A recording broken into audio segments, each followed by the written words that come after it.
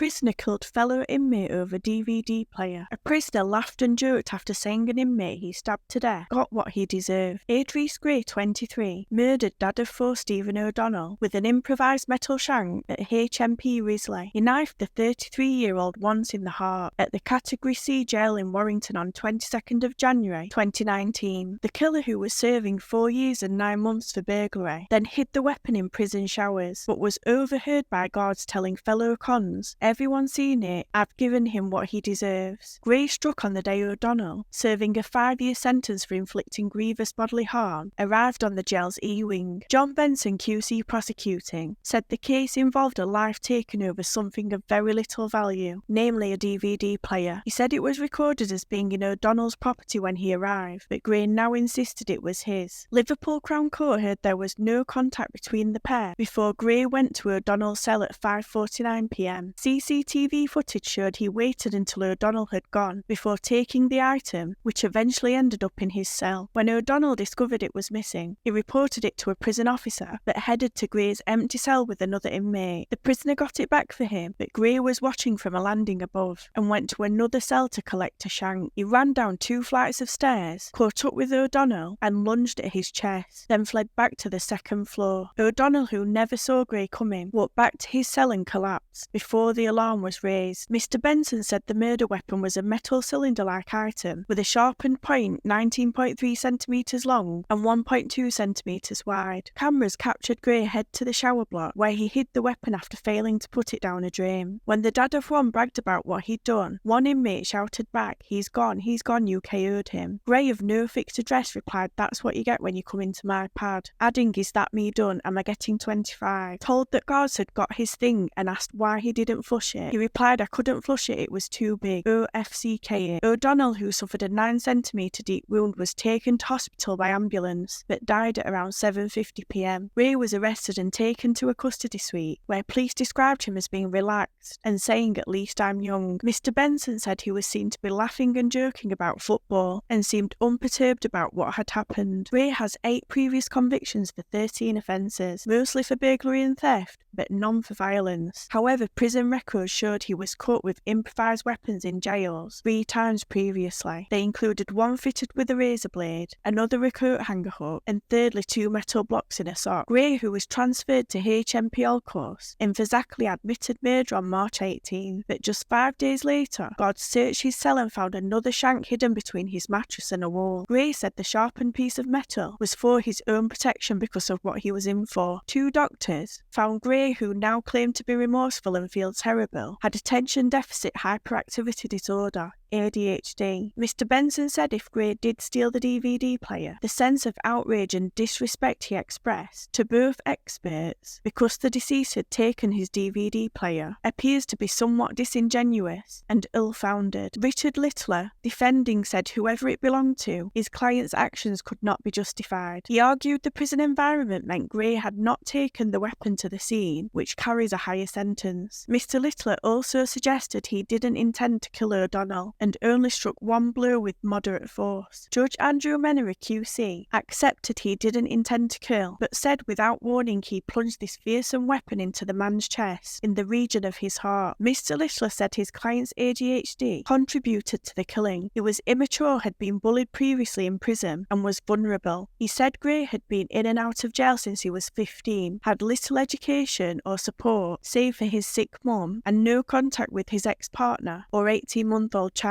The judge said it was not necessary for him to rule on who the DVD player belonged to. However, he said the burden of the evidence would suggest that the item belonged to Mr. O'Donnell and had been wrongly taken. Judge Menery added, "Your reaction either to a perceived wrong or because you arrogantly thought you were entitled to keep this item was grotesquely out of all proportion to these unfolding events." He concluded Gray undoubtedly did take the weapon to the scene and jailed him for life with a minimum of 18 years and 4 months. The judge told Gray the things said by you at the time indicated that you believed he deserved it, and any concern you had was only for your own predicament.